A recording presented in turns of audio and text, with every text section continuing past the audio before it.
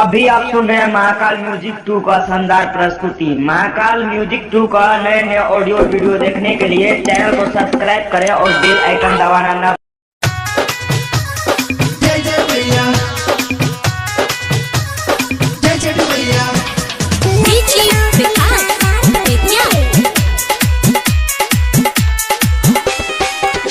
अभी आप सुन रहे हैं रुपेश राज का शानदार प्रस्तुति।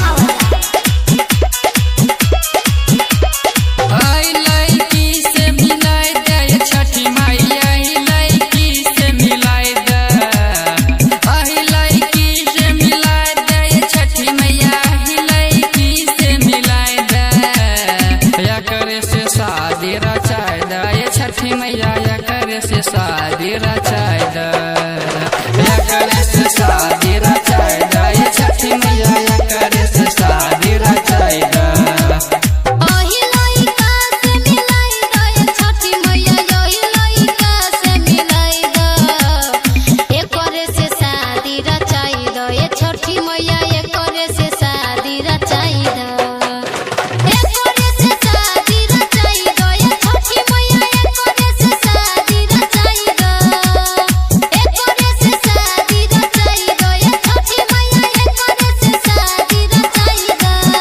अभी आप सुन रहे हैं रुपेश राज का शानदार प्रस्तुति।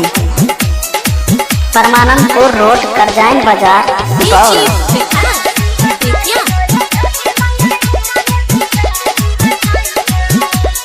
लाके दौरा एलिया तोरा है घाट, आंगर देवा हमें दोनों एक साथ।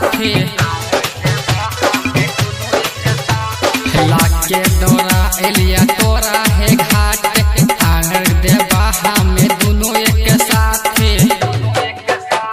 मानमा के सपना पुराय दे छठी माई, मानमा के सपना पुराय दे, या करे से शादी रचाय द, ये छठी मैया या करे से शादी रचाय द, या करे से शादी रचाय द, ये छठी मैया या करे से शादी रचाय द।